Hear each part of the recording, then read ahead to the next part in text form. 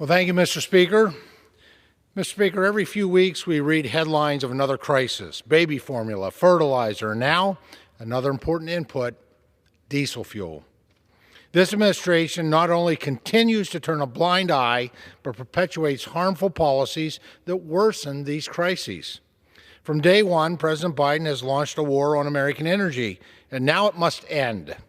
Through executive actions, the Biden administration paused domestic production of oil while limiting and disincentivizing investments in American energy infrastructure and refining capacity.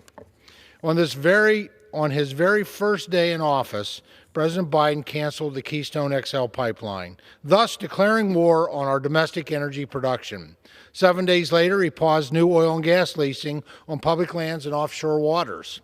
Then, in November 2021, the EPA proposed new source performance methane standards on the oil and natural gas industry, tying the hands of smaller producers. Just last week at the COP27, President Biden doubled down on this proposal and announced even more burdensome requirements on U.S. oil and gas sources. Meanwhile, Americans were pumping away their paychecks as prices for gas and home heating skyrocketed. This administration needs to refocus its priorities by increasing domestic energy production, expediting pipeline permitting, and abandoning burdensome rulemakings that are harming American agriculture. Let's face facts. Americans' farm families and consumers have struggled with fractured supply chains, skyrocketing input costs, and historic levels of inflation. Economic woes exacerbated by congressional Democrats' excessive spending and the Biden administration's burdensome regulatory agenda. Under this administration, farm production expenses are up nearly $80 billion, led by an 84% or $21 billion increase in fertilizer expenses and a 65% increase in fuel expense.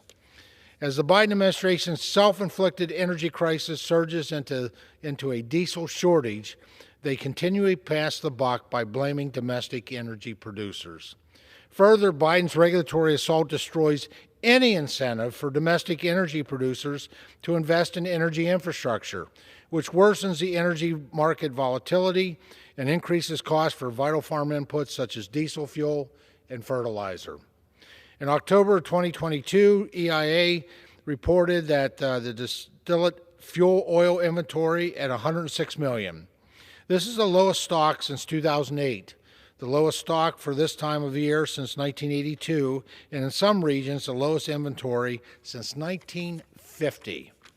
Diesel fuel is used every day to power farm and ranch equipment and deliver goods to the marketplace. This Biden-inflicted diesel crisis further exacerbates record inflation, skyrocketing farm input costs, and consumer prices. The national average price for diesel fuel per gallon is $5.36 a gallon, an increase of $1.71 or 50% from this time just last year. By gambling away American energy and resource independence in the name of climate change, the Biden administration has harmed the very industry, U.S. agriculture, that contributes to 13% of the annual greenhouse gas sequestration. Just this past summer, President Biden went to the Saudis and begged OPEC Plus to increase production. Instead of relying on our adversaries and asking them to produce more, we should be focused on the responsible development of America's own abundant natural resources. Mr. Speaker, Republicans have solutions focused on reversing industry-crushing regulations and market signals, unleashing production of crude oil, streamlining permitting and environmental review processes, and restoring refining capacity. We must reverse this self-inflicted crisis and unleash our domestic energy production. Thank you, Mr. Speaker, and I